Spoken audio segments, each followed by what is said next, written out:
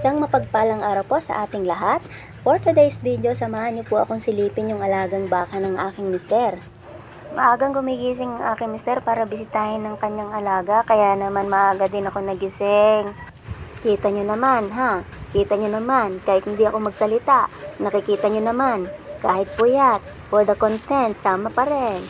Muulan nga po pala dito sa amin, buti na lang nung pumunta ako nakisama ang panahon. Siyempre, hindi pwedeng mabasa ang thunders, wala akong stock na langis. Mga mare, wala akong alam sa pag-aalaga ng baka. Pero syempre, pag nakikita mong nanganak na yung alagang baka ng mister mo, syempre matutuwa ka rin para sa kanya. Mag-iisang buwan pa lang si baby cow, kaya naman nung nakita ko, tuwan-tuwa ako.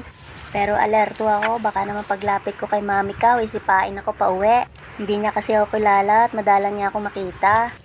O, diba? Nakakatuwa, may anak na si mama cow. Kaya lang, natakot yata sa akin si baby cow, nagtago sa likod ng mama niya.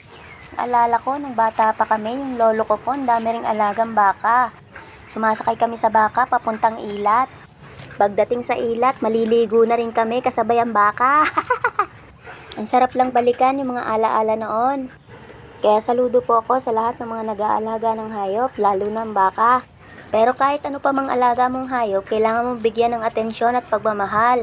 Yun lang po, paalam!